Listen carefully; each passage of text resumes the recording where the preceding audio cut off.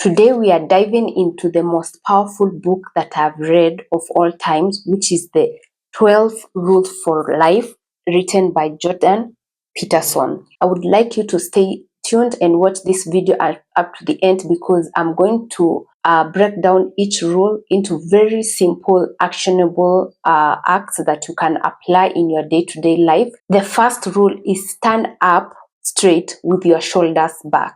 If you can remember the times you have walked in a room and you're slouched, or you just look down, you don't want to keep eye contact, then you could attest that at that time your confidence was very low, and someone seeing you from other side of the room could clearly tell that you are not confident in what you want to say, and they may not even give you an ear to elaborate what you wanted. But think about times where you walk in a room and your shoulders are up, your posture is right, and you are keeping eye contact. This made you feel more confident even when you're articulating your needs. Maybe it's an office you have walked in, you talked confidently. Confidence is an aspect rule in life, and it helps us get closer to what we want to achieve in life. And good posture is a way of telling the world that you are ready to conquer whatever comes your way. The second rule is treat yourself like someone you are responsible for. Remember those times your friend shared, maybe you have noticed they are skipping meals, or they are not taking enough time to sleep, or they are overworking.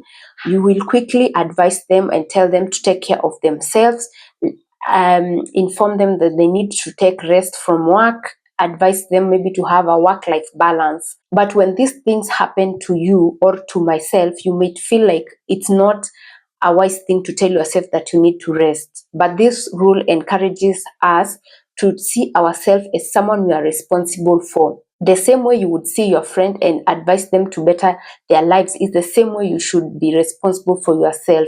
If you feel like you're more stressed, you feel like you're overworking, or you don't have work-life balance, then it is time to tell yourself that you need to take time out, subscribe to social events, have activities outside work, have activities outside parenting, and this will help you improve your mood.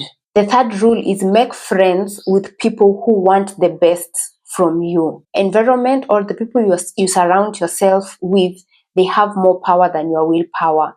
So if you do not like the 5 friends that you have, the main characteristics that they have, then it is time for you to change that circle of friendship and get people that have characters that you would want to emulate. Like in my previous video, I had highlighted about the 5 rule. You take 5 friends that you are close with and write 5 aspects of them that you like, or not really you like, 5 characters that they have.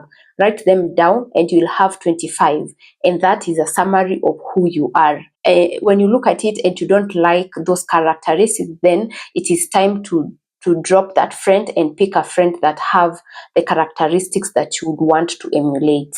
The fourth rule is compare yourself to who you were yesterday, as opposed to comparing yourself with another person. For instance, you could have worked out today for 30 minutes and another person has worked out for 1 hour. That does not mean you're not doing well. You should compare yourself for who you were yesterday. Probably yesterday you worked out 15 minutes. And then today you have worked out 30 minutes, then it means you are improving. Also, maybe yesterday you did not work out, but today you have worked out. So that is an achievement. Normalize comparing yourself to who you were yesterday, as opposed to comparing yourself with another person, because that will be the stealer of joy, the stealer of gratitude in your life, and it will make you feel like you're not doing better. The fact is, there will be always someone doing better than you, but that is not the concern. The concern is, are you doing better today than you did yesterday? The fifth rule is do not let your children do things that make you dislike them.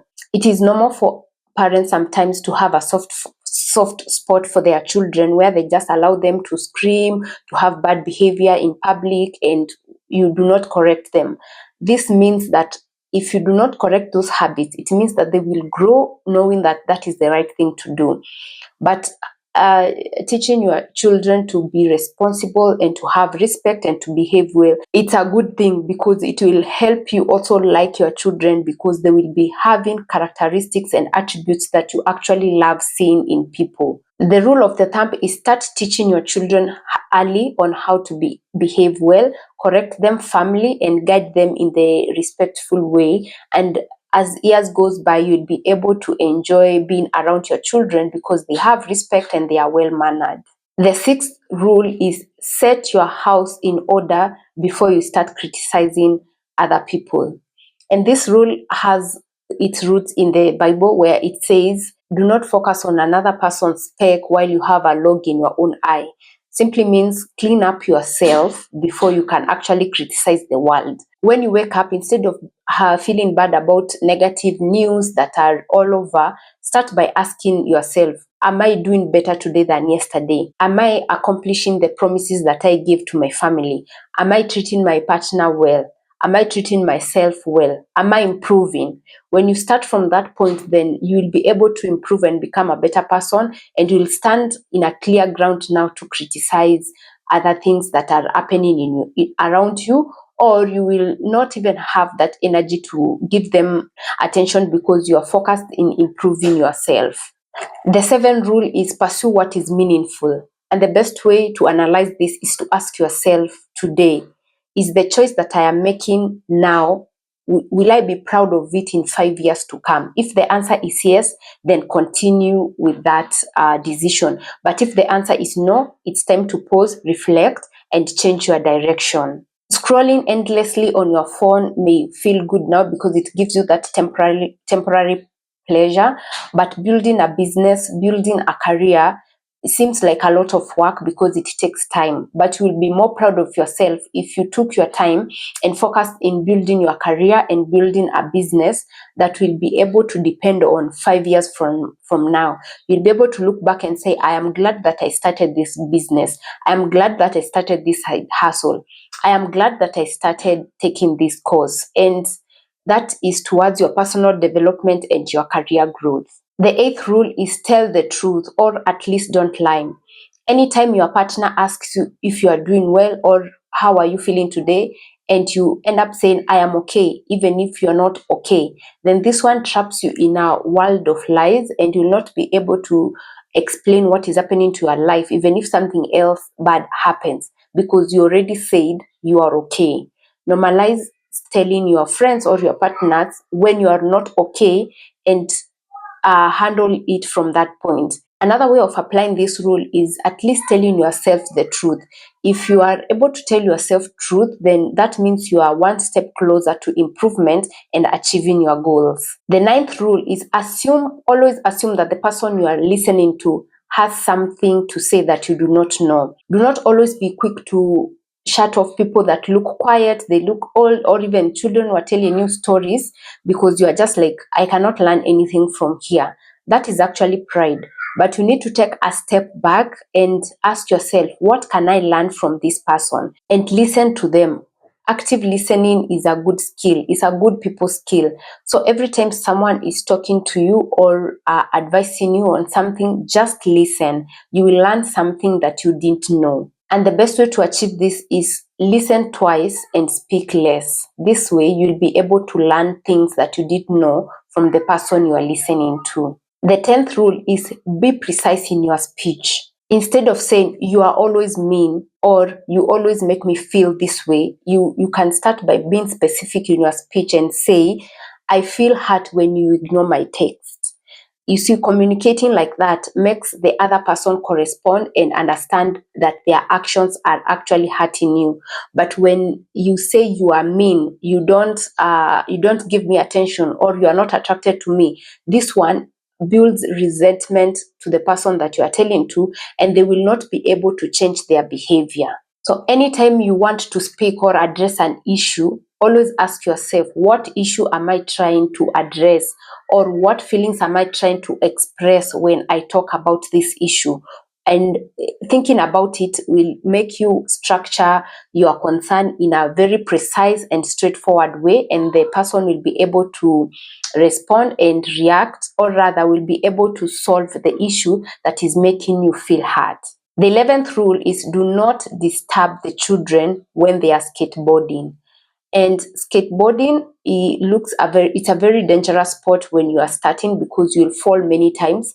But as a parent or as a guardian, it's okay to let your children make those mistakes, because that's how they build confidence and that's how they are going to learn. If you think about it, when you started training to ride a bicycle, you now know to ride a bicycle because the person that was training you at one point just let you go without holding you, and maybe you fell, and you knew what mistake you made, and the following time you rode that bicycle, you improved, and by the end of the month or by the end of the week, you knew how to ride the bicycle. The life lesson in this is always leave room for mistakes, especially when you have children, because it is through those mistakes that they will be able to grow and become better people in life. The 12th and the last rule is pet a cat when you find it in the street. And one day when you are just walking the street and you find a cat just basking in the sun, just stop, smile, and just be kind to it. This one will improve your mood. And the life lesson in this is that those beautiful, kind moments that you give during the day to the environment or to people you interact with plays a big role into improving your mood and the mood of the persons that you encounter with. Always allow yourself to feel and marinate into beautiful moments of life. Do not always be strict and waiting for big incidences in life. It could be just simple, like smiling to that cat, being kind to conductor in the matatu, being kind to that boda guy, being kind to the person who is driving you home in a Uber, being kind to a driver. And it's just those simple acts of kindness that makes life beautiful. You do not have to master all these 12 rules of life in one day, but it's just applying rules that are directly involved in your life. You can start applying one rule at a time, and you'd be able to incorporate them and improve your life.